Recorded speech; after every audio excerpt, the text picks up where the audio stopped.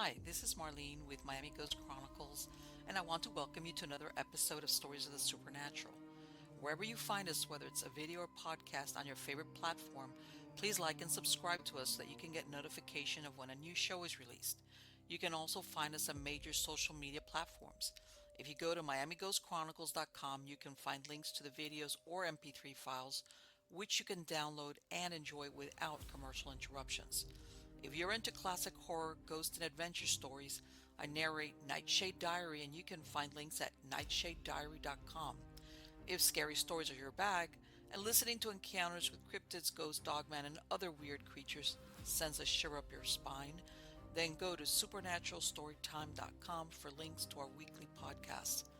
Noteworthy news about the paranormal world, true crime, conspiracy stories, and anything that is just plain weird can be found at eerie.news or visit the Stranger Than Fiction Stories tab at miamighostchronicles.com. Please subscribe to my newsletter on Substack. Just go to mppelliser.com for a link.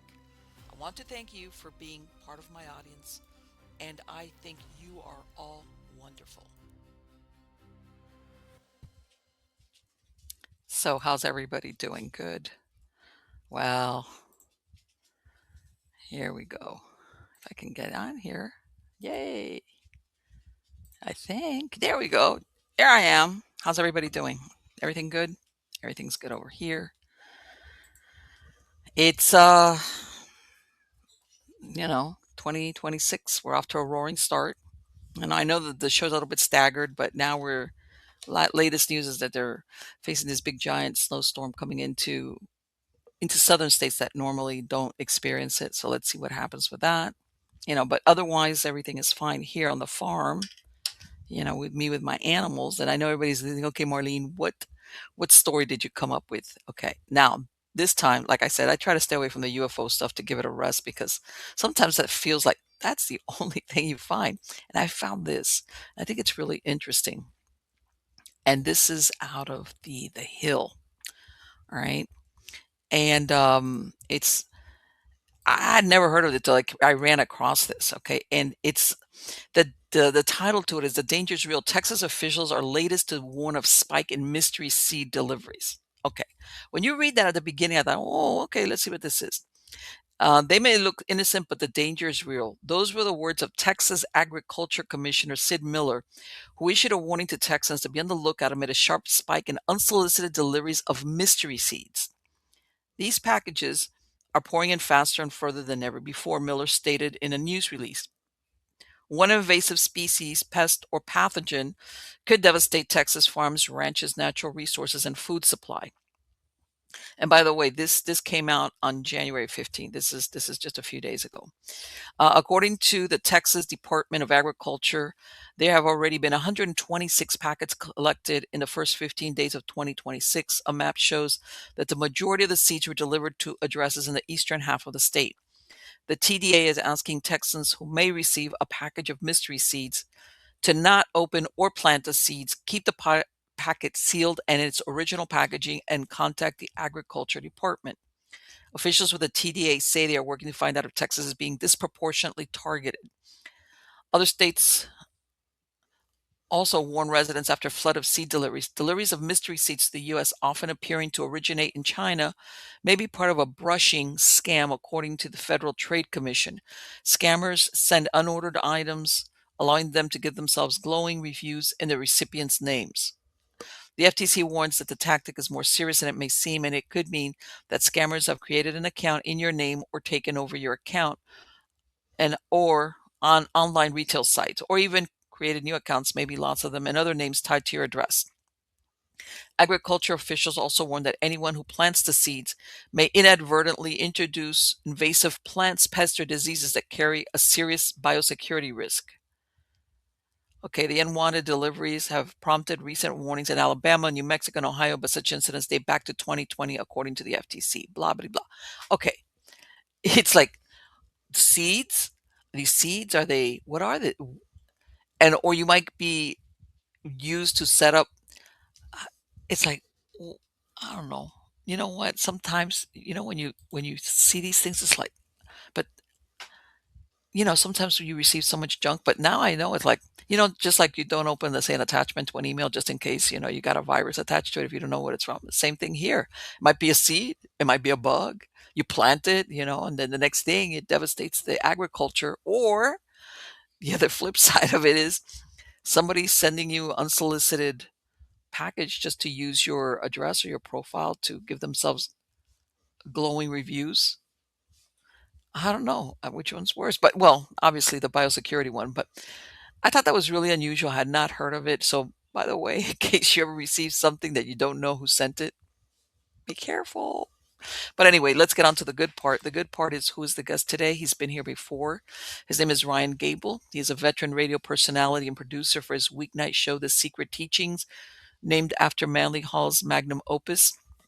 His broadcasts focus on the synchronicity and objective analysis of parapsychology, pop conspiracy, parapolitics, pop occulture, health history, the paranormal, symbolism, alchemy, magic, philosophy, and more in the most distinct ways by finding parallels and patterns often overlooked.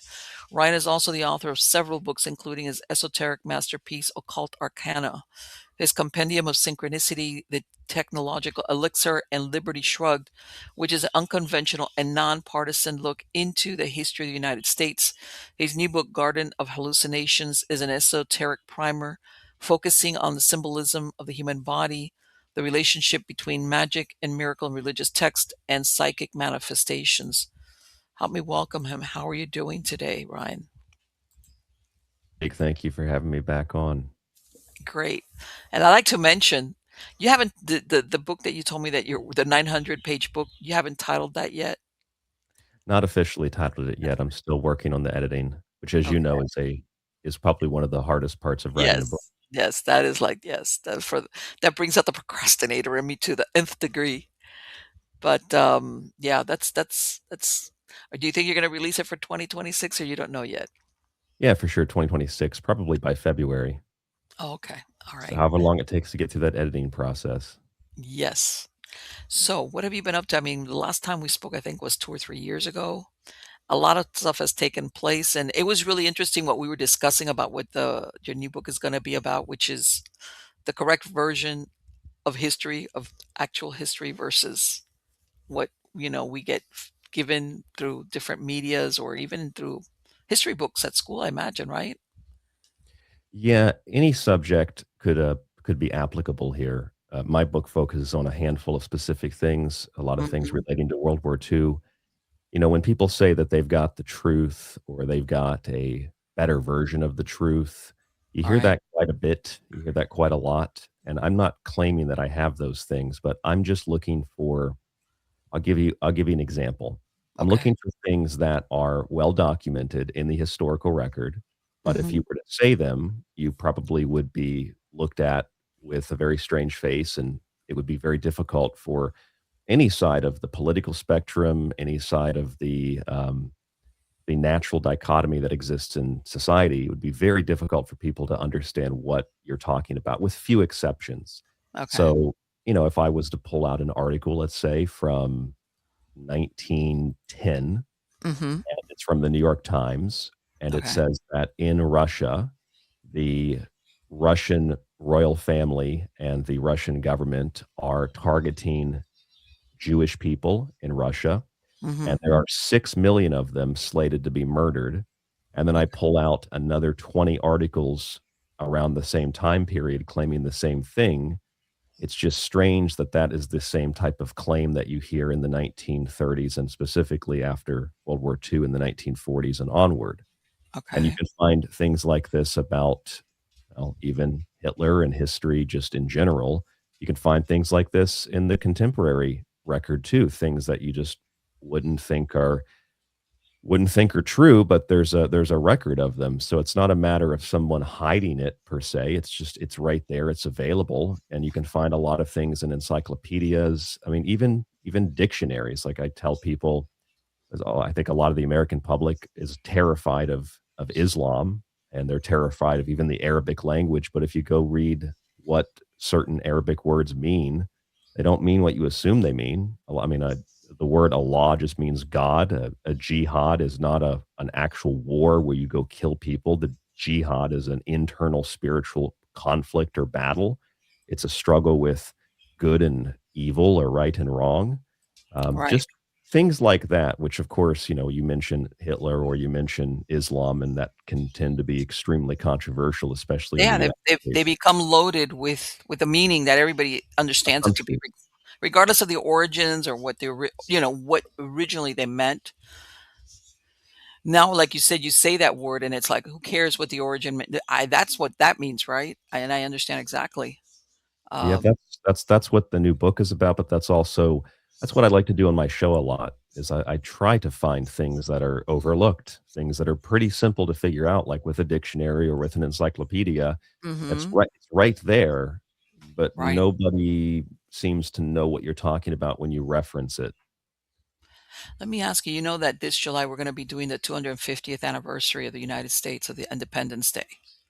Yes, yes. What have you come across anything in the history? And I know there's plenty there that after you did research, it was what you thought it was or it wasn't?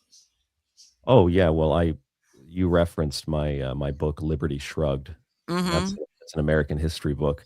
That was my specialty in school. I almost flunked out of high school. I was a horrible student, and history was the only thing I was actually decent at, and I don't know Okay. why, All but right. I was really good at history, and I was just fascinated by American history, just, Okay. not for any particular reason, and I just read a lot. I read books that were, old and dusty in the library that weren't required Sure. reading. Uh-huh. I also just read the actual documents that we were talking about in class.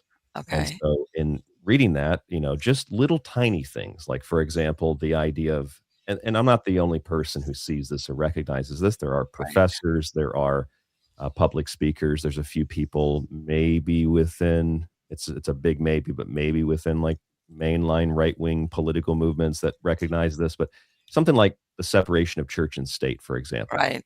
People repeat that, separation of church and state. That separation of church can't have anything to do with religion and government. Well, that's not Mhm. what that means. First of all, those words are not used in the founding documents. Second of all, it was Thomas Jefferson who wrote that, and it was in a letter to the Baptist Association years after the country was formed and years after the founding documents were drafted and confirmed, Really? approved. And all he was saying was that government cannot compel you and force you to practice a religion. So the government cannot force you to be a Christian. They cannot force you to be a Muslim, etc. But they also can't prevent you from being a Christian or prevent you from being a Muslim.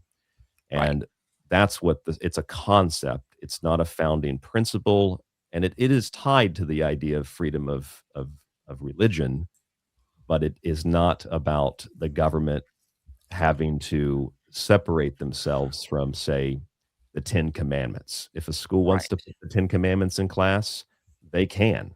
If the Right. school wants to have a Quran in class, they can, as long as the government is not forcing at a state, but particularly the federal level, Right. forcing you to not encourage, but maybe convert is a better word, convert Right. people to a Right. particular religion. So we can have people that are Hindus, we can have people that are Muslims, we can have people that are Christians, as long as they agree to uphold the rule of law.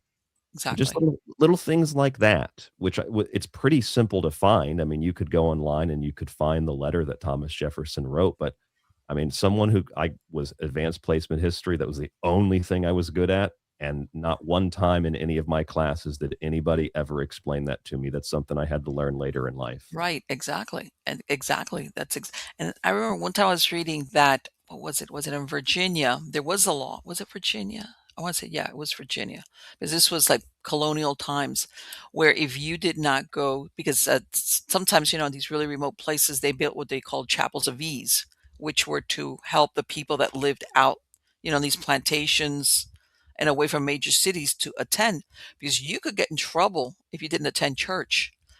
And after, the Revolutionary War, that stopped.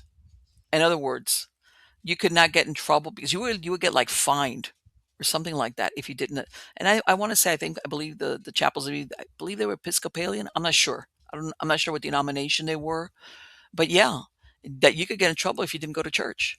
And then afterwards, it was like, no, you don't get fined or you don't get in trouble if you don't show up at church.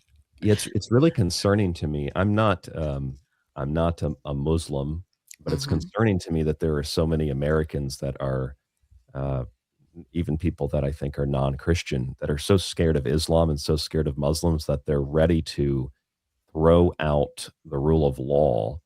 Not that it's necessarily followed anyway, but so ready to throw out the rule of law to condemn and to outlaw, especially in places like Texas, to outlaw the Quran or to outlaw Islam.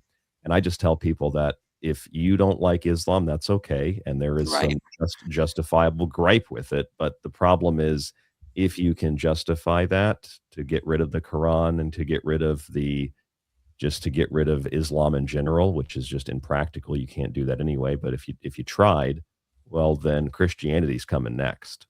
Well, let me So ask you something. well, Do you think, um, and I agree with you, people should, which are the principles of the United States, which is freedom of religion. You should be allowed to practice the religion of your choice. Do you think though that at some point, like we were talking about the rule of law, that it butts heads with the rule of law? what the religious aspect that I just Well, brought up. like Sharia or parts, facets Well, of Muslim. that's an interesting thing too. That's something that is in my new book. Mhm. And as a matter of fact, I have a listener of my show who did know this, and they said, I've always wondered that. I'm so glad you brought that up. It's Right, that Sharia, the word itself means law. So when right. they have people saying Sharia law, they're actually saying law in with 2 different languages. So Okay, and Sharia law, first of all, only applies to Muslims. It does not apply to non-Muslims, traditionally anyway. And, okay. the actual definition of Sharia law, it doesn't mean that everybody defines it the same way, but the actual Right, definition of Sharia law is if you were to read it base level, it's basically Christianity. It's giving to the poor, it's fasting, which used to be a bigger part of Christianity. It is praying, and mhm, it is doing the will of God. And no, that doesn't mean terrorism. Doing the will of God means giving to the poor and praying. It means to do your daily duties to what Christians would call the Lord or what Muslims would right, call Allah. exactly.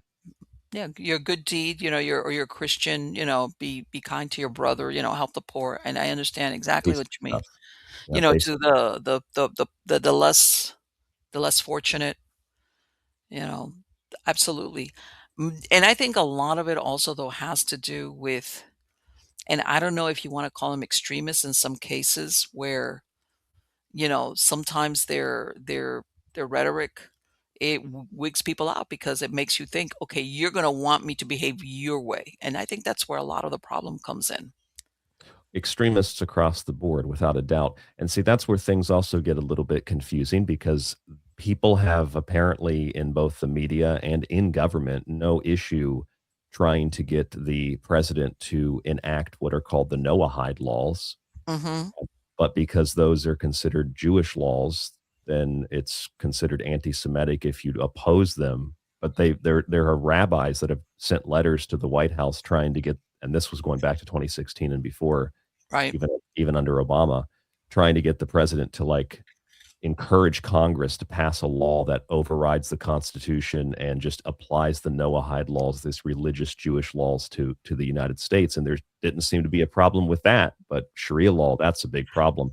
I think it's both they're both a big problem if you're basically voiding the freedom to be able to even have those debates in the first place in order to destroy the freedom that allows you to have those debates. It's just so strange that it's acceptable for certain forms of religious intolerance and not others. Right. What are those laws that you're talking about?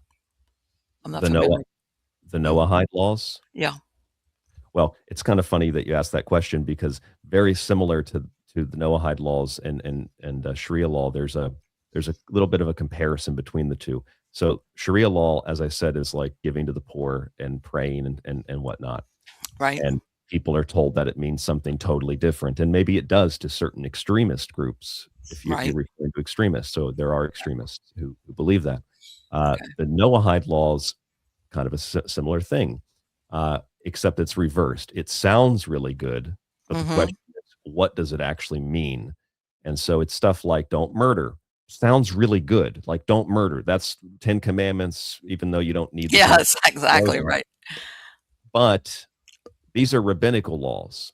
And if you Right. read the Bavli, which is this is another thing that's inverted, but there's two Talmuds, two rabbinical sets of conversations and laws, Mhm. and the Bavli is the big one, even though people like Charlie Kirk used to say, "That's the small one, no one reads that." No, actually, it's the big one, it's the most important one, and so everything's it seems is inverted in this way, and the Okay. Bavli actually says that if you are not Jewish and you Mhm. are murdered by a Jew, then there are no consequences because non-Jews are not human. So if the Noahide laws say don't murder somebody, which also is Right. different than killing, Right. murder is more premeditated. So if it says don't murder somebody, well, according to the Bavli, I'm not considered human. So it Okay. doesn't apply to me. So if you murdered me and you were Jewish, then that law doesn't apply to you. Right. In And other that's words, the victim, it's not just don't kill, it's just don't kill others of your own religion. yeah, and it's the same thing with don't steal and don't profane God. But how do you Mhm. define God? Because, from a Jewish perspective, they reject Jesus. Right. Most, not all. There are Messianic Jews who embrace Jesus.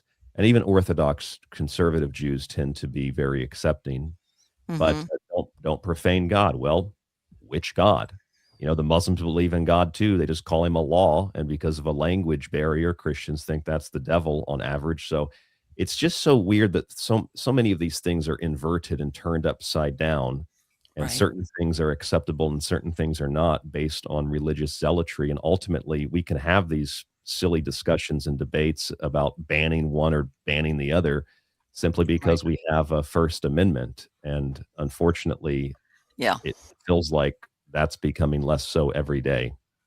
Right. Yeah. It's become where there's always somebody that feels like, yeah, I don't know. I want to say that before at one point how's this? It almost feels like in certain circumstances it's taken advantage of. How's this? It's stretched beyond what I think the original intent was of the First Amendment. And I think that before where people were more tolerant, like, hey, it's your First Amendment right. Some people are saying, wait a minute, you're abusing it, or what the actual meaning was behind it. What you were even what you were discussing about, like as far as the separation of church and state, and the origin of it, or the meaning, or the intent of it. What was it?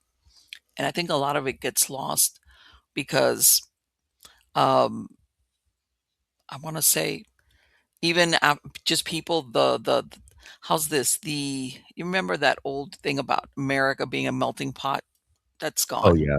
Yeah. That's like in the rearview mirror. Okay, that doesn't exist anymore. Um, and that's I think where the start where a lot of the miscon how's this where you tend to believe certain things and disbelieve and the misconceptions and they never clarified and then it just snowballs from there.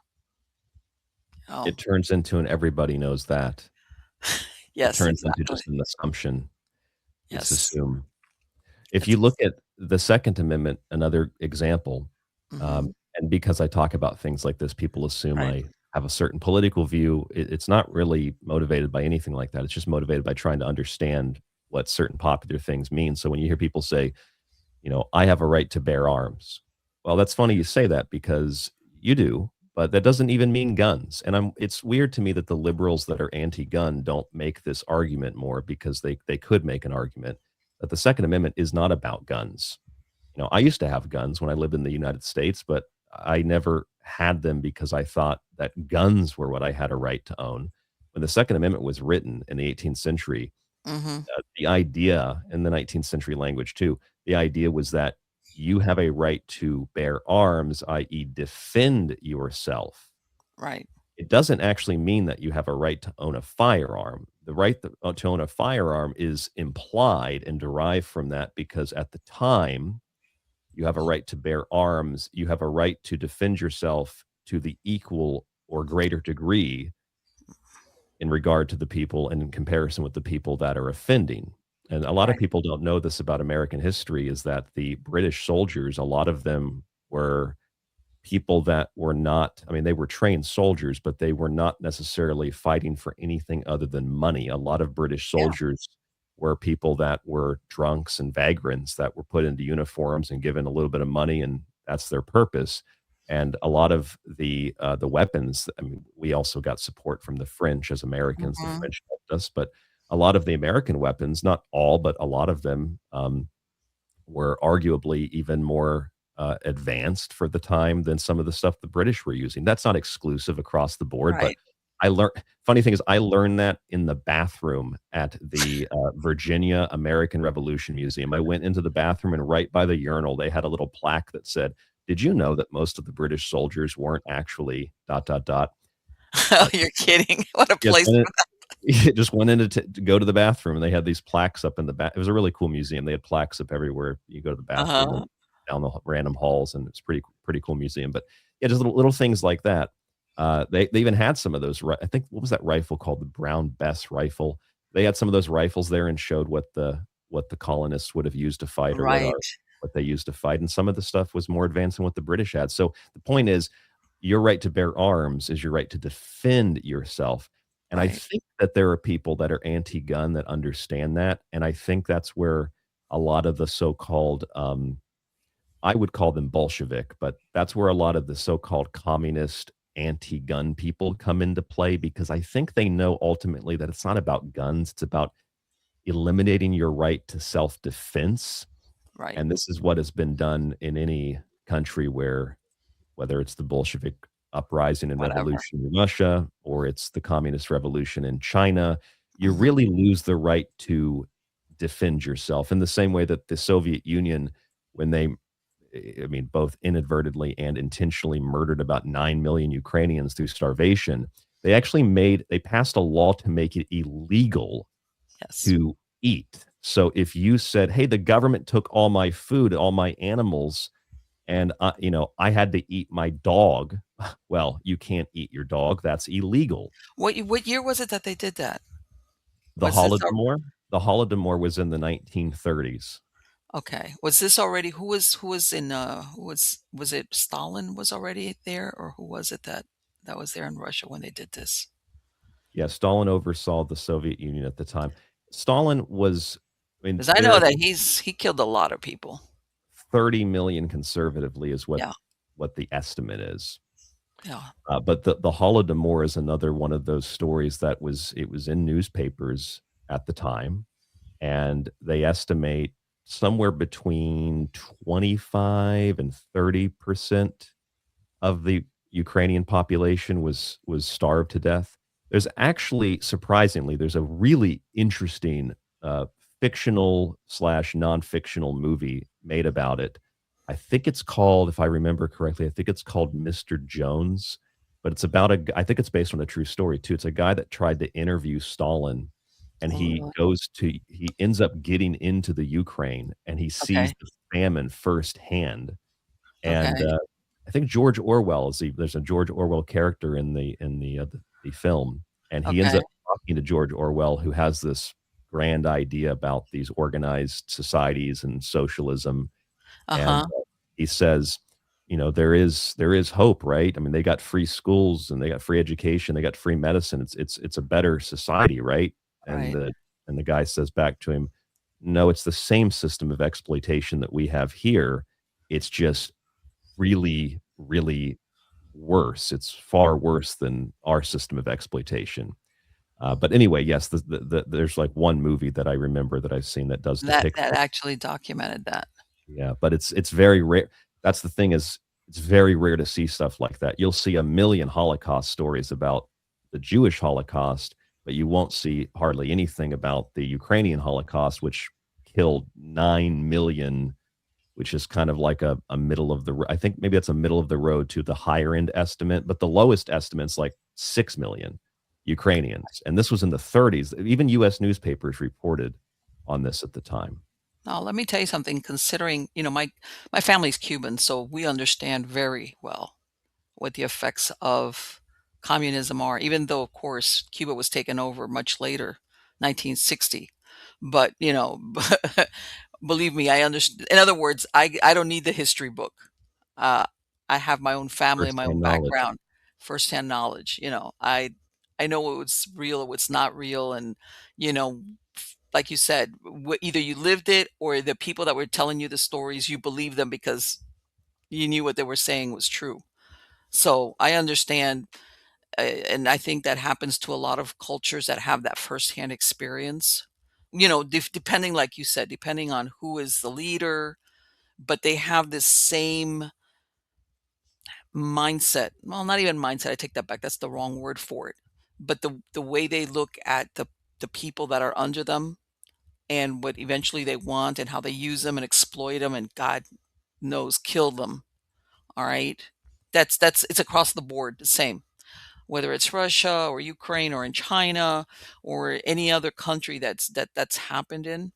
And of course, when you said that thing about de-arming them, that's one of the things I can tell you in Cuba. That's one of the first things they did was it was never a heavily armed country to begin with. I think most everybody carried around was a machete, like for the sugarcane. It wasn't like everybody carried a gun. Not really. Nobody did. But that was one of the things that they immediately did was to disarm the populace. All right. And and I agree with you as far as even now, as far as gun rights, we'll call them gun rights, even though I know what you're saying as far as, but, and this is the thing though, nowadays, let's say I'm talking here, United States, you don't know if in a scenario, even though, you're not supposed to shoot somebody that comes at you and wants to beat you up with his fist, like in other words, but sometimes you have no idea really what that person's intent is or what they have with them. And for lack of a better word, I know sometimes the normies, how's this, they have these ultra violent experiences. Whereas before, yeah, you would hear about people getting killed or anything. And I want to say I lived the majority of my life without a firearm. I didn't. I never had a firearm. And I didn't feel like I needed it. But in the last few years, I got one because guess what? I felt, you know what? What's that saying about not having it and needing it? Rather, one of Yeah. those Yeah. deals. But I spent the majority of my life unarmed, and I didn't worry about it either. It wasn't like, my God, I don't have. Nah, I never did. But things have escalated in how's this? And by this, again, I'm not saying, hey, I live a risky lifestyle or I go to places where it's like you got to be careful. No, this I'm just talking about living a normal life. Going normal places, or I'm not. Still, things have changed based on what we're talking about as far as the right to bear arms or the right to defend yourself, you know, Yes. with an Yes. adversary on an equal footing. All right. That before, people were, you know, the, I'm not going to say, yeah, murders happened and people got shot. I know all of that, but it was a different scenario, not like nowadays. And I don't know if it's, and I know you wrote a book about this. Sometimes what comes in through the media, where or even the video games, where it's made it more acceptable to kill another human being, whereas before that was the ultimate taboo. You see, or people did it either because they were a soldier in war, or it was you had no choice. But now doesn't hasn't become that big a deal as whereas before, killing another human being was like the last thing a person ever wanted to find themselves in the situation to do. You know? Yeah, a lot of the ideas even in the Old West, so whether it's an Yeah. old American Western movie Mhm. or it's, this idea that the that maybe the 18th century, let's say, for example, was just a period of barbarism. I mean, things are not what they seem from movies. I think that that's an Oh, no, overstatement. like that, Everybody yeah, that knows everybody that. was having True, let's draw and, whatever. Yeah. but that wasn't necessarily the case. Like, the battle at the OK Corral in Yeah. Tombstone, Yeah. that lasted what, like a minute, minute and a Yeah. half. People are Yeah. still going, maybe even less Yeah. than a minute and a half. People are still going to see that place. I've been there before, but stuff like that Yeah. kind of rarely happened, but we Yeah. have this image that it's, it was as an everyday occurrence. And that's the power of media. That's the power of entertainment. That's the power of also not learning anything in school or on your own and having no context for what you're watching or what you're even Right. listening to. Well, you know And what? Wyatt Earp or the Earp brothers, believe it or not, what he was really interested in was running faro tables, gambling. That's really what he was trying to do. He was just trying to make money. He's like, he wasn't going running around trying to like wasn't have these trying shows. to enforce the law No, no, no, no. necessarily. Yeah. No, and a lot of times people don't realize that in some of these towns that really got out of control, the guy that they had a wanted poster for a year before he comes in, and they would hire him as a sheriff, is, "Hey, we need somebody to law and order," and all the regular guys don't want it because they know they're gonna get killed. So we need somebody like you to come and now be the sheriff and hand out the law. So yeah, one year you could be wanted an outlaw. Next thing you know, they give you, they make you the sheriff of the town. There were also it's another weird thing about history is that there's this idea in American media, especially probably in just anywhere in the world, like over here in Asia, people are very there's like a subset of the population who likes American westerns and cowboys. And Mhm. I just heard western music, like American movie western music playing at the mall the other day when I went to get groceries. Right. So it's very popular over here. But the idea that, cowboys are kind of cool, not necessarily, not always, not really. A lot of cowboys were not that cool. A lot of cowboys Oh, were kind of the people that we're talking about. And also, it's weird that we paint cowboys. I'm trying to think of how to explain this. There's this like move to embracing by certain segment of the population embracing American, the Americana, they call it. right. And Right. that includes the rough, tough image of the cowboy, and people Yes. imagine that to be like it'd be like, quote, "white," or, quote, "European," like a white guy on a horse, essentially. And, if I got in very hot water on one, occasion in my past on a radio network because I had Mhm. said that a good portion of cowboys were actually black, they were not white, and the reason they were black was because black cowboys did a lot of additional work, and they did it for very little to nothing. Now, these were not slaves, these were just people that Right. Right. took on the job. Mhm. "Oh my god, that was so horrible, you hate your own people." It's like, well, I'm not first of all, I don't identify as white, first of all. Second of all, it's just historical fact. I learned that in the Library of Congress, Right. and it's actually a very similar thing over here in Japan too, because famously, the Japanese have a history of the samurai, and Yes. everybody knows the samurai, right? In fact, Yes.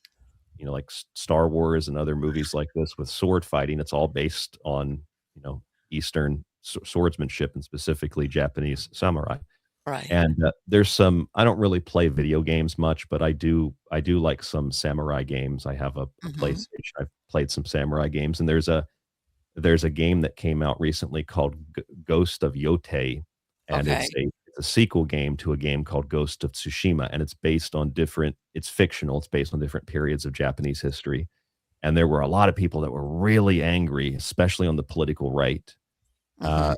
which I sometimes side with over issues, I understand, but they were very upset because they said, "Oh, this game is DEI. This game is pushing a woman samurai, and that's not historically accurate." And I thought that was so funny because, first of all, the people that were saying that, including people I know personally, are not samurai or Japanese history experts and know virtually nothing about it. That's the first thing. The second thing is the game never said she was a samurai. She was like a mercenary essentially, but she's going to find the people that killed her family, and it's like a story Okay. of revenge. So she's not actually a samurai. So they were pushing this stuff in the right wing media about how it's a DEI game, and this is what feminism has done. And then you actually look at the history of samurai, and Mhm. some will argue less, some will argue more, but we Right. could say conservatively about 10 to 12% of samurai were women, like actual samurai were women. They were called the Ona Bugeisha. Okay. The Ona Bugeisha were like female lords. So that's an actual thing. And Right, this is where I find myself in kind of like a vortex or a, kinda like a purgatory, is that, like, I understand there are certainly things like that in movies and games and right, TV where they're pushing certain racial or certain gender or certain sexual themes, and but that's right. not what was happening with a game like this. It is historically accurate, but since people don't take the time to go look at the accuracy of what's being implied by the characters or the story, they just assume, "Oh, it must be some liberal game," Let when me it ask you though, actually but you wasn't. know what? But when I place it on the doorstep of guys, I imagine what the majority of guys are, and I know not all are men, are guys, are young men that play all these games and have these expectations of what they're going to find when they play the games. A lot of well, the young men in the United States, I don't know what generation, some people argue one or the other, I think just Right, younger men in general right, have become exceptionally more conservative, and so I think yes, that they have this lens they view everything through, which yes, is everything's I mean, it's a curated perception of the world, it's not an organic thought. But hmm, people have this the younger men especially have this view of the world that, yeah, all of it everything's DEI. Every time there's a plane crash, it's DEI. It's like, well, there was one that I think was DEI, but I don't think that all of them were. And then, you tell people that if you go look at the actual statistical data, they'll say, "You can't trust that." It's like, "Okay, I don't necessarily think I can trust it per se, but it gives us a pretty good idea of how many plane crashes there've been, and plane crashes are actually way down, and so are the number of people that die in plane crash." "Oh, that yeah, can't be true." Well, it's yeah, shockingly true, but yeah, it neither is. side wants to have a discussion about what facts actually say. They Yeah, make up their own facts. plane crashes are down, considering the amount of flights that take place on just Yep, on a 24-hour period. yep, Absolutely, yep, absolutely, that's true. Let and me it's the ask you, now same. that you're there, and I'm going to ask you this because you mentioned the samurai, and the other day I was reading about how their population has aged out, and that like that their minus growth on their population, like in the negative. How's that? Why do you think that is? Do you think now Well, that they you're have I've looked at that pretty, in a lot of depth. Pretty Mhm. in-depth because I just find it interesting. I think I did a show on it at one point in the past couple of years, and what Okay. I found is that this applies to our statistical argument about plane crashes as well, or any Right. statistic, is that the idea that there is a lessening of the population because there's older people and not as many people having kids, that's all based on looking at the number of people that are born and the number of people that are dying, and if those numbers of people that are being born are not equal to the number of people dying, of course, you start to get a population decline. But the Right. question that's not asked is that necessarily a bad thing? Because you're not killing people off. People are just Right. older, they're dying, people aren't having as many kids. I just question, is that really the bad thing that some people try to sell us? Because when you look at the numbers, like, for example, in the city of Tokyo, uh, Mhm. I think it was about a month ago, maybe 2 months ago, some of the more recent numbers show that there was a point 0.1, not a 1, but a 0.1% increase in the number Okay. of children being born. And, "Oh, Right. that's" people said in the media, "That's a big success." But when you're dealing with numbers like this, point 0.1 or a Right. fraction of a fraction of a fraction, you're not Mhm. talking about a lot of people, first of all. And what becomes a story is point 0.1 or, maybe -1 becomes a story when those things kind of imply something good or bad, but without any context. Like 100 years ago, the population over here was substantially lower than it is today. Okay. Was that a bad thing? If the Right, I was population gonna say I've never I think about it and I'm thinking I've never heard or read where at some point Japan was overpopulated, where you think, "Hey, they had to cut back on their population because they were getting overrun." And it's like, no, I've never heard that Japan was their population was overwhelming their infrastructure or anything like that.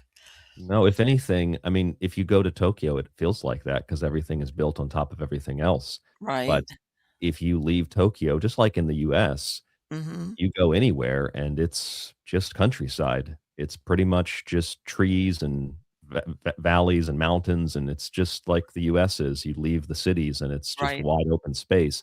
But I guess the point that I'm getting at in regard to your question is Mhm. that if we're looking at statistics, like with weather, I give Right. this example.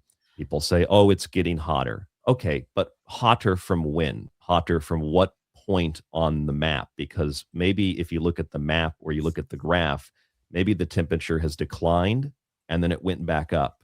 And when it Right. goes back up, we focus on the going back up part. And this is what we do with, I think, with population as well. So, Mhm. first of all, is it bad that the population is declining if people aren't actually if people aren't being murdered, if people aren't dying, horrifically, just people aren't having as many kids? Is that necessarily a bad thing? And then you have to take another step forward and say, okay, whether it's a bad thing or whether it's not a bad thing, um, is it like with a business? A business has two different models usually for income, like how much money they're going to make. They have a projected income and then they have an actual income. And if you were to have a projected income of $10 million and Right. your actual income is $5 million, oh, you didn't match your projected income, but you still made 5 million, and maybe last year you made 2 million, so you still made 3 million more, Right. but you just didn't hit that projected income. That's kind of how statistics work in general. And then I think that's part of the issue with this argument about not having enough kids, which, like, I'm all for having more kids, but then again, at the same time, is that necessarily always the best thing? These are just the things I think about, and I try to find more context for what they might mean. And this is like what my show's about. This is what Right. I write No, I about. And understand. I understand what you're saying. And you know what I guess I'm going towards is like even like the Japanese, they have a very rich history, even the samurais and all of those things. And it's like, are you thinking, okay, what's going to happen with all this culture? Are they, f- are these Japanese, are they eventually just going to like disappear? I mean, I'm not obviously not overnight, but is that where, and I'm using them as an example, but is that where maybe 30, 40, 50 years from now, they'll be like, hey, that they won't be there anymore well, see, because, that's an interesting question because if this is a great conversation, especially if you bring in the arguments of resources. Let me give you an example to answer your question. If right, we have a resource, it could be water, it could be it could be a certain metal, whatever the case is, right, and we heard these arguments. I'm not that old, but we heard these arguments in the 50s. There's still books right. you can find that made these arguments that if we don't do something now, we're going to run out of resource X. Yes, And that's true. You would if you continued to use it, if the use increased, and if you didn't do things like recycle the material, find better efficient ways of using the material, find new sources of it, tap right, in deeper to the sources you already have, become more efficient in general with how that material is used. That then yeah, like you would if you just kept doing what you're doing right now and you don't find any more and you don't recycle it and you don't find better efficient ways to use it, yeah, you will run out. But the running out part is based just like the dying everybody dying off and the population ceasing to exist is all based on nothing else changes. But that's not how the world works. Something always changes. We always very adapt, we true. always evolve. We have more resources today than we did back in the 50s when they were telling us we were out of resources. It's the Yes, same thing with oil, with water. It's the same thing, I think, with population. Maybe the population here in Japan probably will shrink. And it's interesting that this conversation has been had all over the world. And I've only heard this in Japan, where the new prime minister said hmm, that, like when they've been asked about foreigners and about having immigrants and people come to Japan, a lot of the sentiment that I've read in the media here on that side of the spectrum is okay, it's not a bad thing if our population decreases. We'd rather focus on preserving the culture rather than just having people born as if that's always a good thing. And I right, thought that that was interesting because in the West, the political right, says more kids, more kids, more kids, more kids. But over here, the sort of political right says, actually, we can have less kids and preserve our culture. So right, it's going back to your question, like if nobody had a kid starting right now and everybody's eventually, yeah, people would die out, but there's people having kids and the numbers are maybe not exactly, matching the number of people that are dying, but it's not I don't think it's the catastrophe that people have made it out to be. Well, and I don't know the economics, and I'm gonna say this is I think is depending on why people don't have children. There's always been people that never have children just because they don't wanna have children. They could if they wanted to, but they just decide they don't want to, right? And then there's others that decide they're gonna have 1 child, even if they could have more. I think, especially in the United States, where people sometimes wanna have more children, but the economics is what prevents them. You see That's what I'm usually saying? what yeah, that's You know? over here too, that's usually what prevents it. This is the one where it's like, I need to take care of the child I have or children, instead of having more. I wish I could, but, I gotta take care of the ones I have.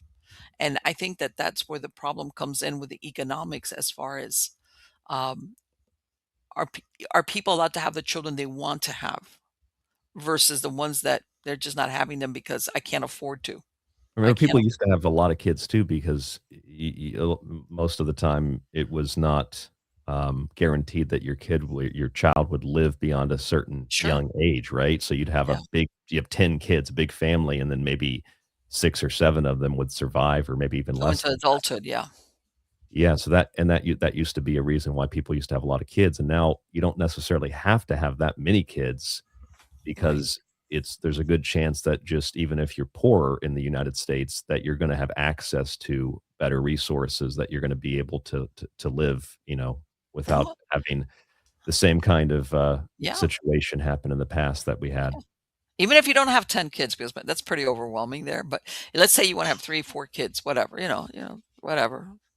The thing is that I think that I'm not even talking poor, I'm talking the average middle class. It's just, "Wait a minute, we can't afford," because if you have 2 working adults, childcare here is prohibitive, or if you're only talking about 1 income, and that's why I'm saying it's driven by economics, which always should be in there. I'm not saying it shouldn't, but it's not really like, "Yeah, I would have more kids, but I can't afford to have more kids because God, hey, It's also dependent upon how well the government or how well society, addresses that issue. So over Mhm, here, there's a completely different focus on childcare and a focus on family in general. And that I think we used to have that in the US, but I think at some point we've kind of abandoned that and lost that. like And what's their approach as far as the childcare? first of all, just family in general, like the Yeah, idea, which of course is big in every culture, but when you start to lose that, the culture kind of yes, starts to deteriorate and slip away. And yeah, I think that that's very clear in the US that we have very little focus on family. It's more about mhm, yeah, everything except family. Over here, that is still a big thing. Family is still a very, very important thing in both in terms of like if you're dating somebody, the family is usually pretty involved. Not always, but usually yeah, very involved, directly involved. Kind of like that old school American, like in the 50s, 60s, 70s, 80s, and even in the 90s. Things have changed recently more so than yes, I yeah, think the last decade than any other decade. But family's a lot more involved. There's a focus on, I don't think every company does it, but a lot of companies make sure that, expecting mothers have, mhm, the time off without losing their job. They can pause it right, and still people might argue that it's, quote, "socialist," but they can still get paid a certain percentage of their salary to stay yeah, home and take care of the kids because it's so important to raise the child, and that it's just right. ingrained in society here. Right, and I With think that's little what things we're like talking that, about right there, because most companies or even places, they'll give you, let's say, 2, 3, 4 weeks maybe, you which know, is nothing for a but which for is an nothing, which is nothing. So, that's what I'm saying, most people find themselves, "Okay, you're right. Can you afford to stay home? No." So if you have to, then trying to get quality childcare, and I think that's where people go round and round like, "Hey, how do we solve this?" well, think And I'm sorry, go ahead. no, no, no. Then I think that's where a lot of people say, well, well, then let's not have that child. That's what I think what happens. I think yeah, that and also priorities in general Oh, sure.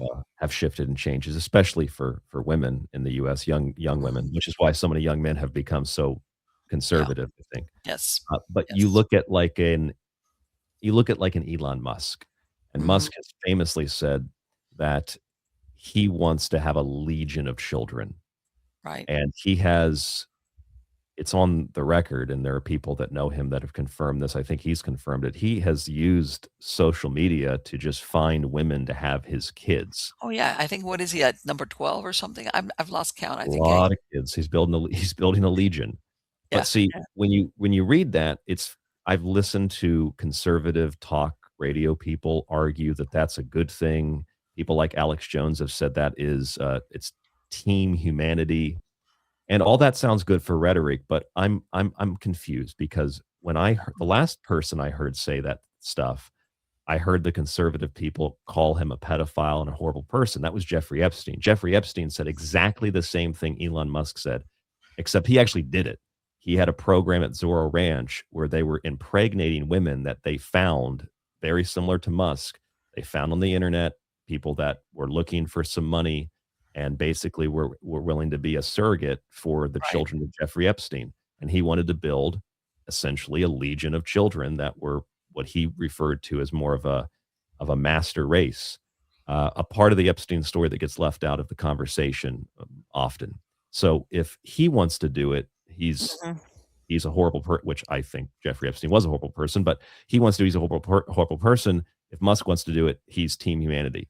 And so Well, you know then you what? have to ask, like, is having a bunch of children the best choice if you're not educating or teaching those children? Like, just having a bunch of kids is kind of idiocracy. It's kind of Right. also No, no, I know, I agree. Well, he could do that because he's got deep pockets is an understatement, but to be honest, and I don't know how involved he is with his children, I don't know. But yeah, that thing of living, where your dad is close by and he's there, and not that he visits, on what day he visits whom. I think that makes a big difference as far as the well-being of the child. How's that? To it have a dad certainly that's present.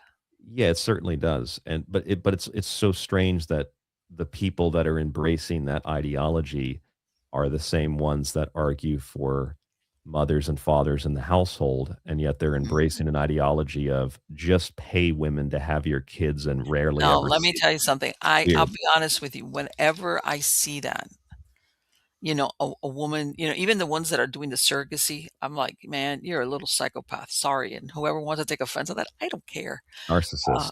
yeah, exactly. But yeah, or and I'm sure there's women out there. Let's call it by what it is. They're having this child with him because it's him. You know what I'm saying? It's like, no, if you were not Elon Musk, I wouldn't have this child with you. Like, I wouldn't get pregnant by you, because they're whatever the notoriety plus having his child, et cetera, et cetera. But it's like, I want to say for no, but that, I guess what I'm coming back to though is the normal everyday person. And I agree with you. I agree that a lot of the things that used to the regular I'm going to say regular, and that's a broad term, that made it we're making decisions to have two, three, four, five kids. I think that even now, I think in the United States where it's zero, last time I checked, zero population growth. We're not negative, but we're not positive either. And especially, as the generations, the boomers are dying out, and all the subsequent um, generations afterwards are lesser amounts. So eventually, we're going to find ourselves like, what is it? Is it no, not the millennials? I lose track. Are like half the amount of the boomers that are going to be dying out, let's say within the next 20, 30 years. Yeah, like what's going to happen? It's not a bad thing, but is it a good thing? And That's the what, let me debate. ask you something. What do you think about how AI is going to impact all of this around the world? It's a funny question because I was just going to bring that up myself. I have argued that Elon Musk wants to have a bunch of kids because it all has to do with AI. The more humans that you can have, the more energy, the more information that you can have to power those systems, Oh, figuratively and literally. I believe, and I've believed for about mhm. 5 years now that is the that's the background to why Musk and his associates are pushing this stuff. And I think, based on what I've heard and based on what I've read, that the child issue directly connects to the AI issue because the people that are pushing this stuff Right. I'll give you an example, and we had discussed this before the show started too. Yes. Uh, the, the likes of someone like a Curtis Yarvin, who considers Mhm. himself to be a dark elf magician. Right. He has a great amount of influence over the current presidential administration and specifically over the vice president. The vice Okay. president has received his political philosophy from 2 people, Curtis Okay. Yarvin and Peter Thiel. And Mhm. these 2 guys are technocrats. One of them wants to establish a techno-monarchy in the United States. That's Curtis Yarvin. The other one, Peter Thiel, is, in his own words, obsessed with the Antichrist, just held an Yeah, Antichrist I heard conference that. and things Yes. like that. Yes.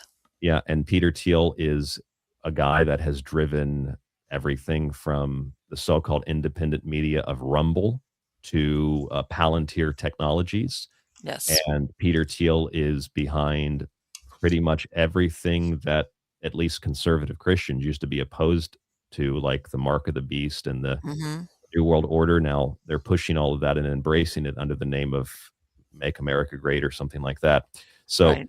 I think the child thing is very connected to it because the development of AI has gotten to the point where it's now being discussed that we have to put on hold all of our environmental and climate related conversations because we just need to have almost unlimited energy to be able to power these systems.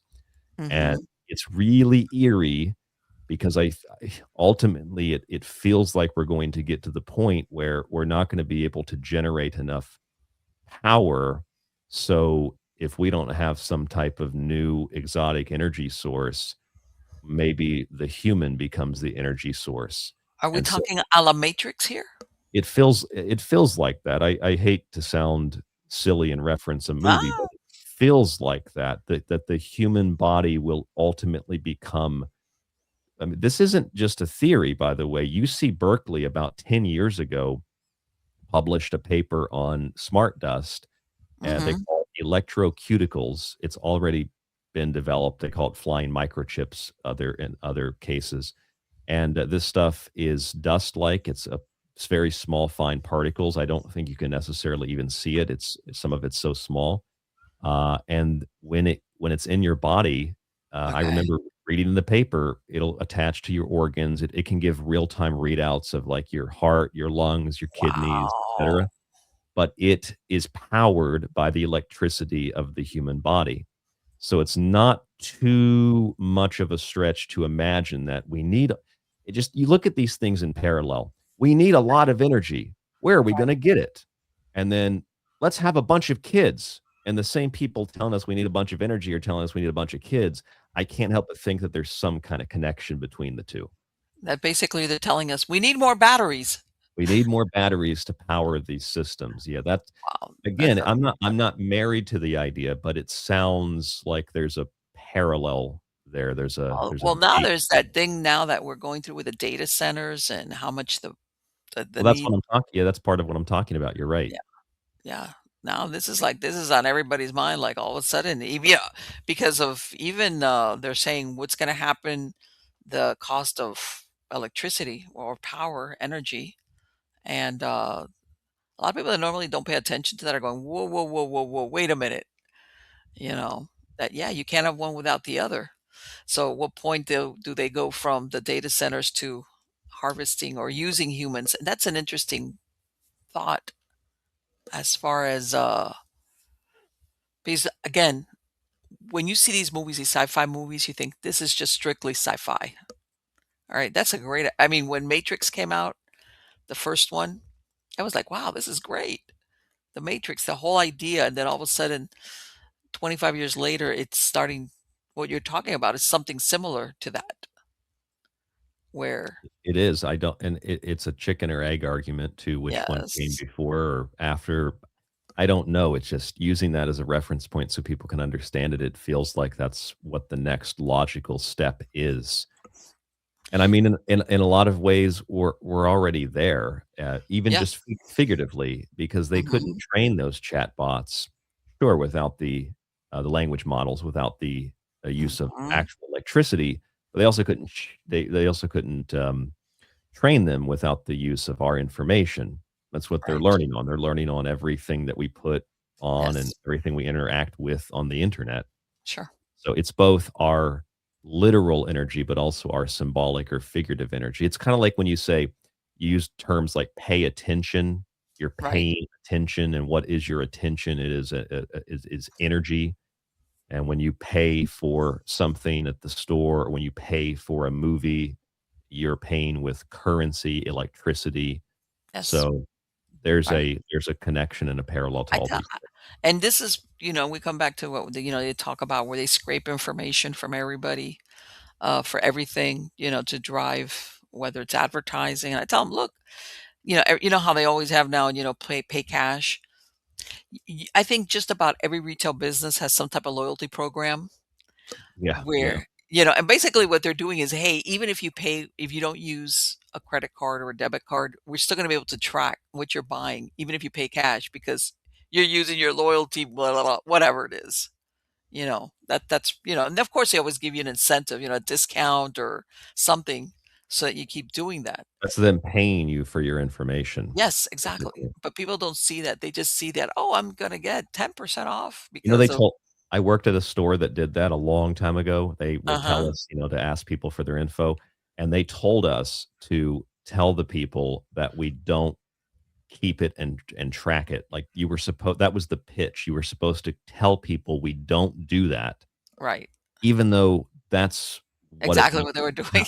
yeah, how do you think that they keep track of it? We don't keep track of it. Well, then how do you know what I'm buying to give me a discount next time? Right, exactly. It's like, yeah, then Lies. otherwise if we didn't track it, I wouldn't need to ask you for it because it wouldn't matter to us if that You was know, the that this is so important is that the wordplay that's employed in advertising, the wordplay that's employed in politics, the wordplay that's applied to pretty much everything. Mhm. Like, if you were to I don't know why I was thinking about this earlier, something else we were talking about, but during the so-called pandemic, if you were to I did this on my radio show on The Secret Teachings. I looked at the whether or not listeners agree or disagree with vaccines or masks. That's not really the Right. point. The point is, if you tried to get out of a mask or specifically a vaccine mandate at your business, Mhm. you had a legal right to do so, and you Right. didn't have to explain why, despite what they Right. told you. Like, you'll have to show us a doctor's note. Actually, you didn't, but okay, the point is, when some businesses, this includes friends of mine and people that are in professional fields from sports to medicine in general, that listen to my radio show, we found that if you submitted a paper to the legal department at your business or to your Right. manager, you give it to the legal department. If you put down, I am I'm what was it? A request. If I'm requesting to opt out, Right. a request in legal terminology gives them the right to deny it. But if you Exactly. stuck the word declaration, I declare, then they Right. legally can't deny it. And And it's I go ahead, go ahead. no, no, it's terrible that it's that semantic, that One wording. word, And let's one face word. it, most people wouldn't, especially if they give them a form that's like, like even now they do it, opt out of something. Yeah, yeah. Why was I even opted into it to begin with? Exactly. And then Exactly. I'm declaring it, I'm not requesting it. I know little things like that are so important. One word can change the meaning. Yes. And hey, the same thing goes for translations of religious texts. The same thing goes for Mhm. translations of even historical characters, quotes. One word can change the whole meaning. Well, and I think this is the thing, like you said, that legalese, that something can hinge on one word. I think Yep. that's what a lot of people are wigged out a little bit. Usually these were problems that people like up the food chain worried about. Like, hey, make sure you phrase that contract correctly.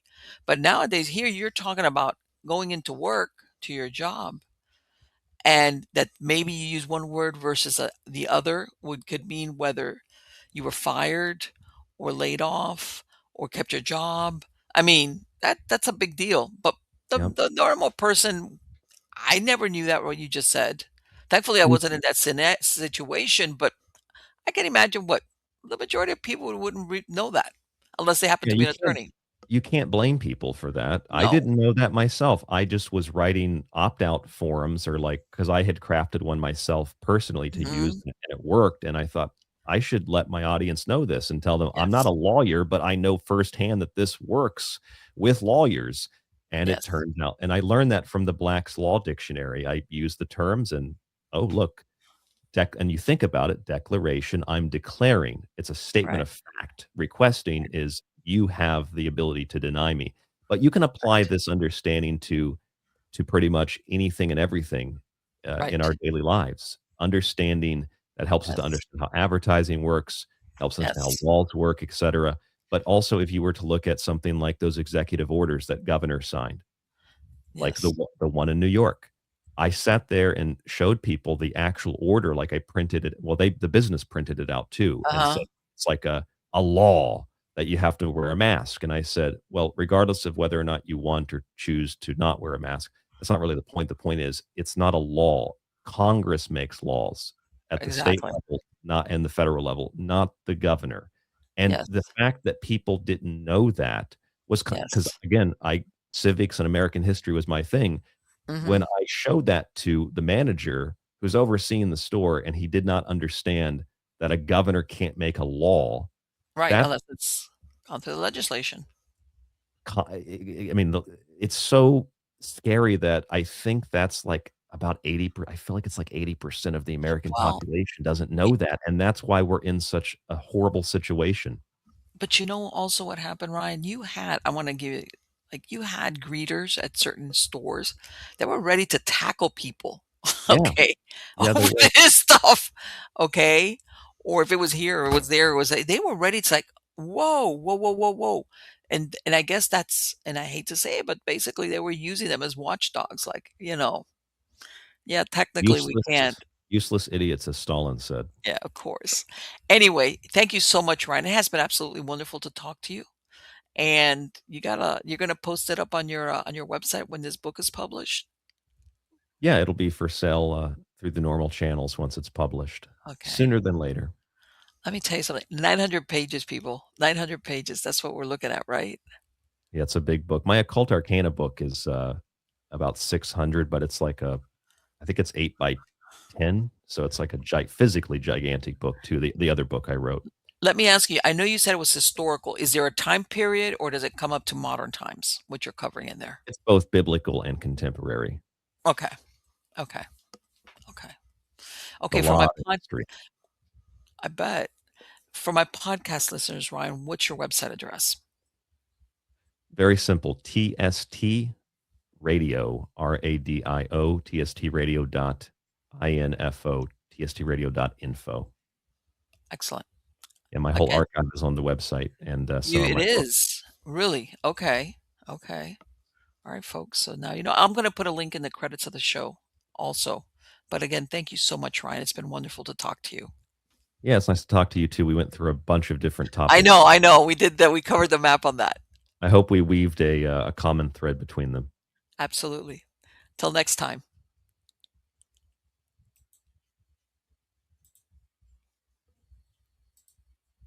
So, guys, what do you think? Interesting talk, huh? Yeah. I you know what? Maybe I'm wrong, but I think when I spoke to Ryan the last time, I think he was in the US. Maybe that was me assuming, but I think he still was. But anyway, yeah, halfway across the world. Well, really basically on the other side of the world. Um, but that's the thing, little by little, the earth, obviously, literally, it's not becoming smaller, but figuratively, it has with the advent of the internet and everything. Whereas before, talking to somebody on the other side of the world, much less, talking like we did, that was like, forget it, that didn't happen. And sometimes news took days to travel. And now here we are, you discuss that's why I wanted to ask him that thing about Japan, because I know that they got a new prime minister and, that you hear, and I forgot to ask him about them, but I've even heard that, they even have properties that are unused, that, in other words, that parents will have a property and they have empty properties. that there's not enough, either the it's too onerous to own the properties and the children don't want them, something along those lines, and that they're just there. They're just there, you know. Again, this is the this is the modern world we're going into, you know. And again, I wasn't kidding. You think of the history of Japan and samurai, which is what a lot of people identify with as far as, but yeah, it has a very rich history. And you're thinking, well, what's going to happen with it? You know, is it going to fade away? Will it be once upon a time? These were the people of Japan, but they're not around anymore. All right.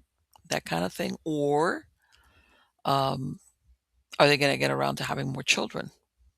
And I think that, you know what? I think the problem comes in when you tell somebody having a lot of children, people are thinking, oh, like cheaper by the dozen. No, I'm not saying that. I'm not talking about having like seven, eight, nine, 10. If you want to, great, go for it. I think when I say more kids, I'm talking about like 3 kids, 4 kids, 5 kids, even 2 kids. It doesn't have to be a riotous amount, but 3, 4 kids. Yeah. All right. And everything that goes with it. Again, I think what I was telling him, that I think economics has a lot to do with it. And and I forgot to introduce the part of the family. Because once upon a time, and I know this is not, how's this? This is not the reality for everybody, but at some point, families kind of stayed together. I'm not talking even living in the same household, but they kind of lived close to each other. All right. So you always had some type of support system that would come out and help out. Somebody got sick, even for childcare. All right. Things like that. That there was there, you had this circle of family that could step in and help out. And even to the point of taking care of kids. All right. Or even if, let's say, you have a school age child and they get sick, you have a relative that can come over and sit with them so that both parents, if that's the case, can go to work. Or once upon a time, and I know that where one income was enough to keep the family going. Now, the flip side of that was that when those things were happening, and I've been around long enough to know that that's the case, people would work at the same place for 10, 20, 30 years, 40. They would retire from the place. They had job security. Yes, yes, I know companies closed and everything. I'm talking here the middle of the road. Um, you pretty much had a job secure. Like you knew, I'm going to get paid. Um, Same thing with entrepreneurship. You could open a business, and once upon a time, entrepreneurship and the small businessman, I'm going to talk again here in the United States, was encouraged. Now it seems that they've overregulated everything, everything. Okay, and I hate to say it, but they use the excuse of a protection of the, whether it's the consumer protection. It's like, come on, they've overregulated. But that was another thing. Once upon a time, depending on what you did, you might have been just a landscaper, but hey, you could make a living, but you didn't have all these million hoops to jump through to own a business. Or if you had a small shop, you know. I remember a friend of a friend, his dad opened a small shop, and all he sold was electrical stuff, like for electricians, just the all the little gadgets that electricians could use. And he was able to, and it didn't grow. In other words, he didn't grow exponentially like, hey, it became a chain. No, he just stayed there, but it was there for many, many years. And he carried like regular electrical stuff, but he even got to the point that he would carry like really hard to find electrical products or gadgets. So he became well known. Besides being there for like 30 years, the shop, and his kid took it over. And by the way, his employees, yeah, kept the same employees for a long time. And that was encouraged. That was the norm. And you don't have that anymore. Okay. You don't have that anymore. I mean, people were encouraged. And this is the thing, even now, there's There's some challenge. No, there's not some. There is a challenge as far as employees, keeping employees, which are paying employees. But let's say you want to do a one-man show or one-woman show. Okay, they still there's it's over-regulated what you can't do, how you can do that, go there, got there, they got. I mean, in Miami-Dade County, you want. I'm going to give you this as an example. You want to let's say you fix doors or do handyman. You're not allowed to put that magnet on your car. You have to have like an actually painted sign or one of those screens on the windows. You can't just put like a magnet. And when I heard that, I was like, what? And I'm thinking to myself, why is that? Well, because you can take it off, but who cares? Stuff like that you'd never think, why are they being so difficult about allowing people to make a living? And I think the trickle down effect of that is where you have people that it's like, okay, well, you know what, we can't afford to have more kids, because we're capped on how much money we can make. Let's face it, if you're a responsible person and you're going to take care of your children, of your offspring, the economics is the main driver, all right, of how many you have, right? It's not the desire, and sometimes even the ability. There's people that gotta have more children, but it's like, you know what, I got to take care of the ones that I'm going to have. I'm going to be a responsible adult, and I need to take care of the children that I bring into this world and give them a decent life. I would like to have more, but and I think that's a situation that a lot of younger generations find themselves in. Absolutely. The and what he was talking about, the family, absolutely. Absolutely. That's something we've walked away from. And like, I mean, you know what? No family is perfect. And you always have the weird relative or the domineering mother-in-law or some version of that. But people used to stay more together, okay? And they kind of looked out for each other, whether it's the people that you had aging in your family versus the people that were just having babies, or like I said, you stepped in. There was an emergency, and the family stepped in. And I remember one time, one of my family members, I made a comment, oh, like if you do that, he goes, what? So I can have a family intervention. It was true. Everybody's doing their thing, and then the next thing you know, you're gonna have an intervention because it's like, what's going on? What are you doing that stupid stuff for? Once upon a time, that would be the norm. Yes, you always had families that were toxic or dysfunctional, but those were the outliers. Overall, most people cared about what was going on with the family. All right. And I think that's something that's contributed to, besides the internet and video games, and I could lay a whole bunch of crap on why humans have distanced themselves from each other, even from their own family. Um, that it's a shame. It's a shame because I think we need to get back to that before we all become batteries. I mean, if you go with, and by the way, when he's telling me that about, the encouraging people to have children because maybe the long game is they're going to be batteries, I was like, part of me is like, no way. But then there's a part of me is like, oh God, could that be possible? No, no, no, no, no.